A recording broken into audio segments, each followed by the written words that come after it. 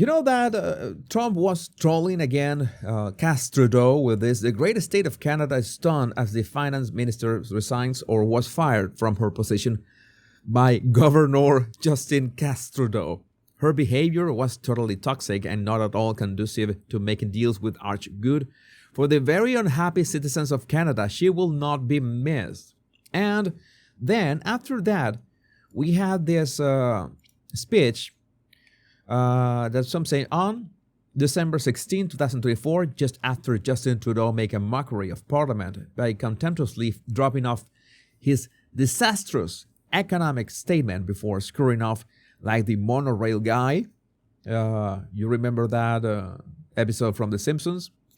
Pierre Poilievre delivered what will become known in Canada's polyhistory as simply the speech. I have not heard this speech. You're going to see my raw reaction to this speech. So let's watch it. And this is it. The speech. Pierre is married to a Venezuelan, by the way, a very strong woman. I should analyze her as well. Some point, analyze them. When I travel across this country, I consistently meet two types of people. One, those who are a little better off and tell me that, and I'll be very blunt about this, that if I don't win, they will leave the country. And they are very numerous. Yes. But you know, I don't worry about them as much. You know who I worry about? The ones who can't leave.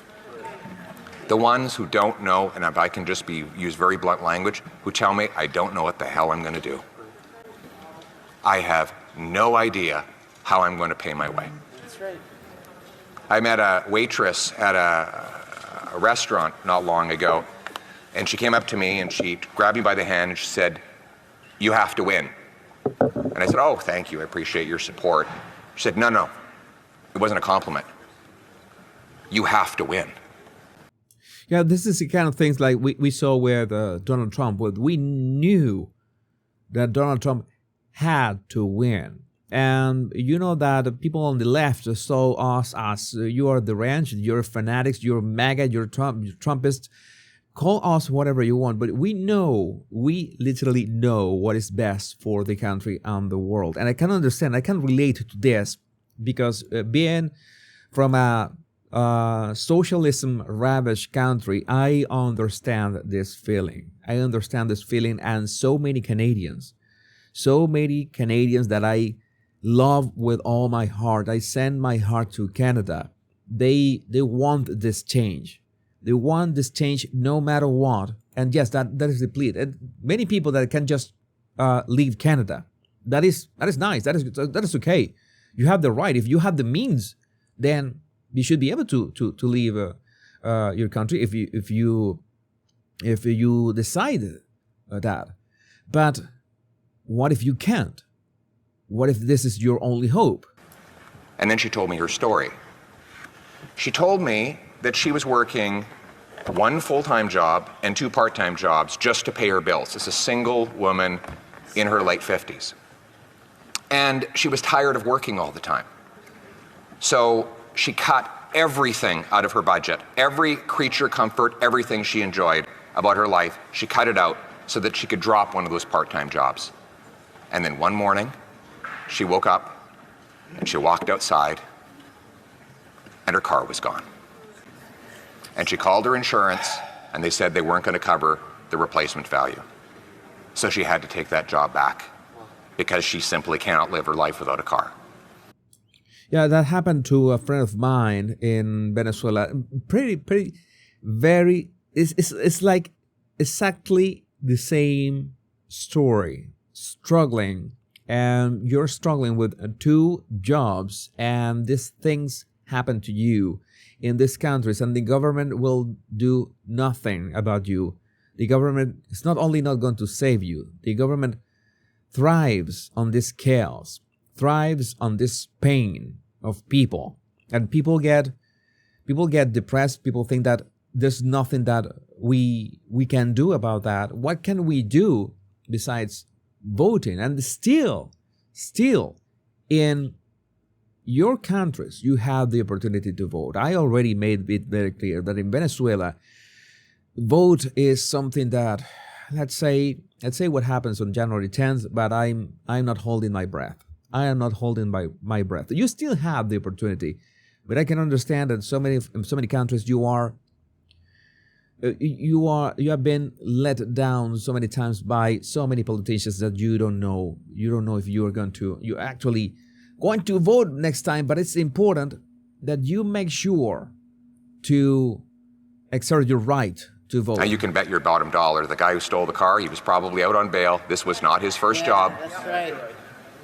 Her taxes have gone up. Her heating bill has gone up. Her wages have not gone up. She's scared to go out in the streets in places where they didn't even lock the door not long ago. These are the people we're fighting for. These silly games over here, they're very entertaining, the soap opera that everyone's seized with today. That's all fine. But there are real people whose lives are on the line here, and we have a duty to work for them. And quite frankly,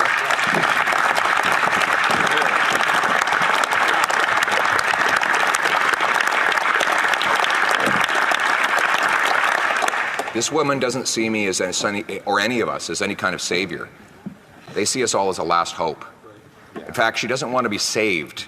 She just wants her life back. She just wants her life back. I don't.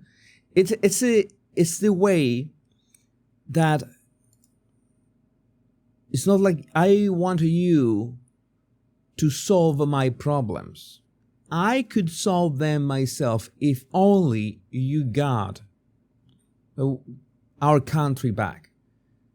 Because all of us have the power to change our circumstances. But it would be nice if these evil politicians like Justin Trudeau didn't, be so hell-bent into destroying countries and openly hating their citizens with all their guts and making sure that the countries are invaded with unfettered immigration. I'm going to say it again.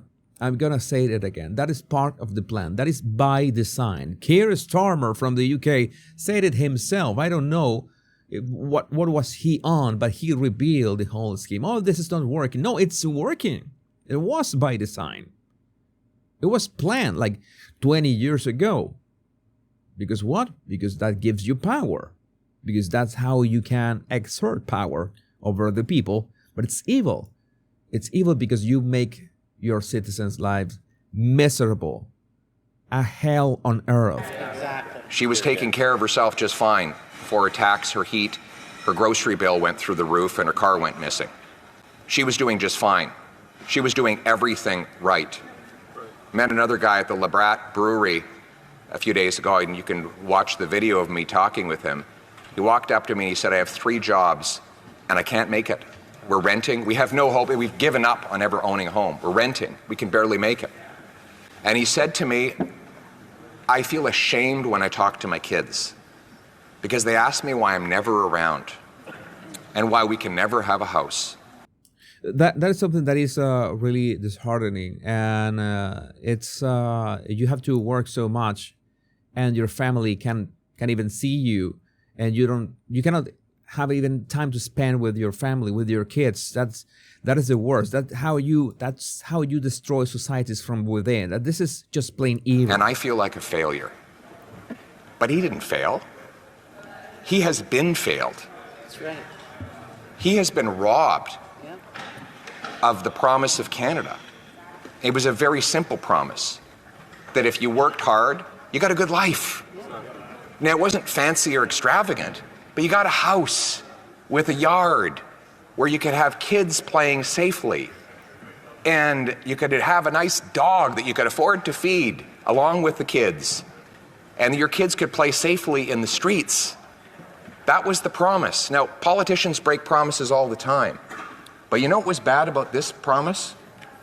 This promise didn't belong to this prime minister. It wasn't his promise to break. It belonged to all of us.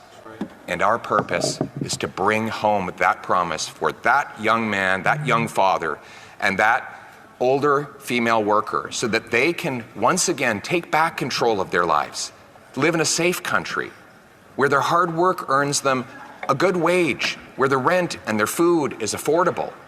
This is important. This is not just a populist way that I'm going to solve your problems. I'm going to help you. I'm going to give you a hand. No, and we know that you can do this yourself, and we are going to take that circumstance back. Those circumstances in which you could do things for yourself and you feel empowered, because that's what you want for your citizens, that to be able to do things for themselves, not to depend on the state. You don't want people to depend on the state. That is evil as well, because that's how you control them. You control them with food. You control with health, with taxes. And where, when they go to bed at night, they know that they will be safe throughout their sleep and that they will have their car in their driveway in the morning. A country where people are proud again to fly the flag, where they know the government is a servant and not a master, where they understand that every day the Commons, this place, works for the common people, not for the ego of one man desperate to cling on to his job. We must remember that we are servants in this place. We have a job to do on behalf of the people who sent us here. Our personal dramas are not important. The dramas that should seize all of our concern and imagination are the daily dramas of the working women and men that build this country. We are in it for them. We're going to give them back control of their lives in the freest country on earth, Canada. Let's bring it home. It was an amazing speech. An amazing speech. And this is what we need. This is what we need to empower people. Because I have experienced myself, even after leaving my country, what is to feel powerless. And it's feeling powerless as the head of a family is one of the things that it's like you say, what can I do? What is the way out?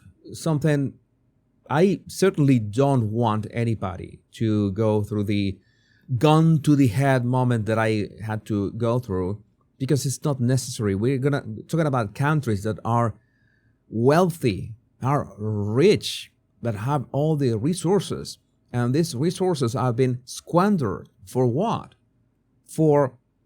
Have been spent in things that are obscene, the way that these governments spend on foreign wars, on programs that go nowhere, on promises that are broken, and that shouldn't be happening. You should have some kind of enforcing some accountability over this. And that's the only thing that we are asking for every country, for the United States, for Canada, for the UK, for the rest of the world, especially the Western world. We have this huge crisis right now, but I'm pretty sure that we are at the gates of a new era of humanity. I would still love to know what you think about this in the comments. So today we have gone a little farther in our show. I think, let me see what else we have here on